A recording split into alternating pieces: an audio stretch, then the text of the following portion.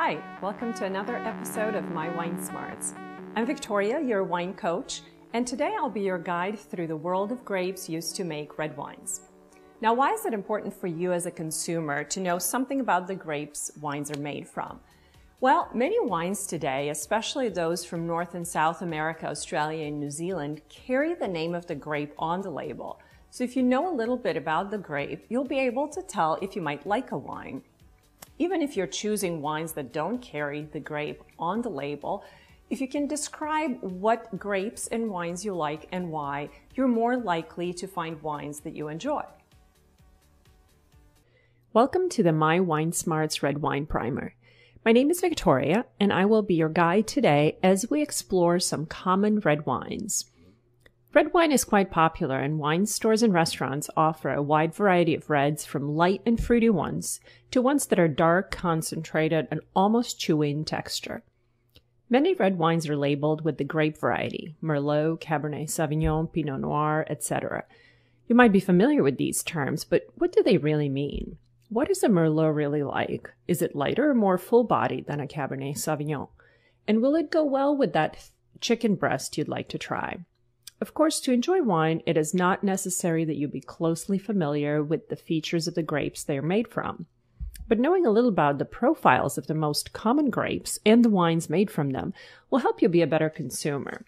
It will help you describe what you like and choose wine that you will enjoy.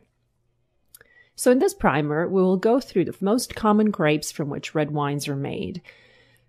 Merlot, Cabernet Sauvignon, Pinot Noir. These grapes are sometimes called international varietals because by now they grow in many different regions around the world. The wines made from them vary depending on factors such as amount of sunshine, the amount of rain, the way the grapes are picked, and of course the vision of the winemaker. Here we will focus on the common features of these grapes to help you become a better educated wine consumer. Later, you can start exploring the differences in the wines made from Cabernet Sauvignon in France and in California, for example. But for now, let's focus on what they have in common. We'll start with Merlot. Merlot is the misunderstood grape. Some love the fruity, easy-drinking, juicy wines it produces and order it indiscriminately. Others, who identify with Miles in the movie Sideways, think that it is not even worth considering. But this grape is capable of making some great wines. From the well-structured and long-lasting wines from the right bank of Bordeaux to the fruity, rich, and concentrated wines of Washington State. Merlot wines are capable of great stylistic variation, which is why it is important to know a little about the grape and be able to ask the right questions of the people who sell you the wine. Getting to know Merlot will also help you enjoy some excellent wines at prices lower than those for wines of comparable quality made from more famous grapes, such as Cabernet Sauvignon, for example. Never badmouth Merlot, because chances are you have enjoyed it whether in the wines of Bordeaux, where it is always blended with Cabernet Sauvignon and Cabernet Franc, or in other wines, including some Chianti. Yes, Merlot is included in some Chianti. The Merlot grape generally produces softer, less tannic wines than Cabernet Sauvignon, wines with more fruit and more roundness, a rounder texture in the mouth. Because of this, it is often added to more austere, less fruity wines to round them out and add the fleshiness that appeals to wine drinkers. The grape also has high sugar levels, which makes Merlot-based wines high in alcohol. Because simple Merlot can be almost too simple and fruity, Merlot wines are often aged in oak. This adds some structure and tannin and makes them more age-worthy and capable of standing next to richer foods. Look for flavors of plums, black cherries, or more often dried cherries, figs, and if the wine is aged in wood, brown spices such as nutmeg and clove, chocolate, and coffee. Who would not love a well-balanced mix of black cherries and chocolate with a hint of nutmeg? To get a sense for the variation Merlot can produce, try a simple, affordable Merlot from California, then a more structured one from Washington, then a highly structured one from Saint-Emilion in Bordeaux. You will be surprised by the many faces of this grape that has been unjustly maligned for decades. So next time you're out and you see Merlot on the wine list, consider what it can do and give it a chance to surprise you. Now let's talk about Cabernet Sauvignon. Merlot's much more famous friend, which is as hyped up as Merlot is maligned. For every person who says that they would never touch Merlot, there's at least one person who always orders cab, as it is fashionably called, regardless of the occasion and the food that might be served. And often that is one and the same person.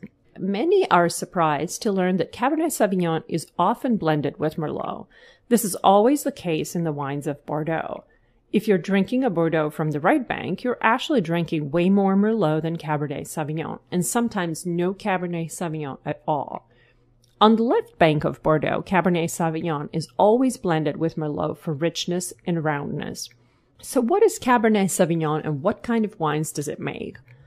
Wines from Cabernet Sauvignon are usually highly structured, big and bold. They make a statement, be it with the high amount of tannin or with the strong aromas of oak. Some can be so tannic as to be almost undrinkable when they're young. Others are well balanced and have enough aroma, flavor, and richness to balance the high tannin. Remember, tannin is the substance that causes that mouth-drying feeling you get when you take a sip of tea that has been left to steep too long. Cabernet Sauvignon wines have been quite popular, although that popularity has been tamed somewhat by the meteoric rise of Pinot Noir. Many wines from Cabernet Sauvignon are full-bodied, in-your-face, chewy wines that demand all of your attention and can overpower any food they're paired with. But Cabernet Sauvignon is capable of much more: refinement and balance and long aging. To get a sense for some of the stylistic variations Cabernet Sauvignon is capable of, try a big Napa Cab and then a Bordeaux from the left bank, which is mostly Cabernet Sauvignon. Cabernet Sauvignon has aromas of dark fruits, blackberry and blackcurrant, cassis, and often, especially in California, a hint of mint and eucalyptus. It is often oak-aged, and that imparts smoky, toasty aromas of tobacco, cedar, cigar box, and vanilla. Cabernet Sauvignon can be so powerful and big that it's best enjoyed on its own or with a big steak, but some of the more balanced and refined Cabernet Sauvignons pair well with richer dishes, usually meat ones. A red grape that has been wildly popular in the last decade or so, partly due to Miles and Sideways, is Pinot Noir, the problem child of many winemakers and wine growers. As with Cabernet Sauvignon, fame has not always been good for Pinot Noir. It has led to misunderstanding of what the grape is and what it can do. Those who love Pinot Noir are often attracted to a particular style, the luscious, fruit-driven, dark Pinot Noirs of Oregon and California, or the light-colored, more earthy, more acidic wines of Burgundy. Either way, once someone becomes attached to Pinot Noir, it is difficult to get them to act rationally.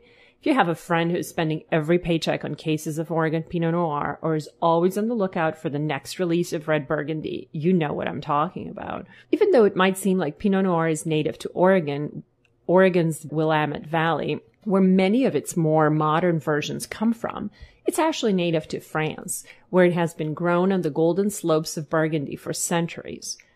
As early as the Middle Ages, the monks made excellent Pinot Noir wines that were highly priced among the church dignitaries and kings. Today, Red Burgundy, which is always Pinot Noir, attracts a similarly well-off audience, as most of it is pricey. This, coupled with the fact that most Burgundy producers have minuscule lots and produce very limited quantities, has fueled the Burgundy craze. Good Burgundy is an excellent wine, sophisticated, complex, seductive, multi-layered. It's truly a shame that we can't enjoy it more often. But there's much great Pinot Noir in other parts of the world, albeit of a very different style. Today, great Pinot Noir comes from Oregon, California, especially the more northern parts, New Zealand, and even Germany. Like Merlot, Pinot Noir is capable of great stylistic variety, so ordering a Pinot Noir is not easy. Pinot Noir from Burgundy tends to be lighter on the palate, less fruity, more earthy, and with higher acidity, one of the main reasons that they pair so well with food. Oregon and California Pinot Noirs tend to be fruitier, darker, and more concentrated, and higher in alcohol too. And while Red Burgundy usually has aromas of strawberry, raspberry, and cherry, Pinot Noir from warmer climates, including Oregon and California, has aromas of strawberry jam, plum, or Bing cherry. But fruity aromas are not all there is to Pinot Noir. The better wines also have earthiness, mushroom, leather, dry leaf aromas and flavors. And the combination of these aromas is seductive, and lovers of Pinot Noir find it difficult to resist this seduction. The mouthfeel tends to be silky and smooth, which adds to the seductive qualities. So whether you're joining your Pinot Noir loving friend or exploring these great wines in more rational company, sit back and get ready to be seduced. So in this episode, we discussed 3 common grapes used to make red wines and the general features of the wines made from them. We talked about what these wines smell and taste like, and we also talked about what they pair well with. We offered some suggestions for you to try so you can get to know these wines better. Thanks for joining us for this episode of My Wine Smarts. Keep tasting wine and keep learning about it.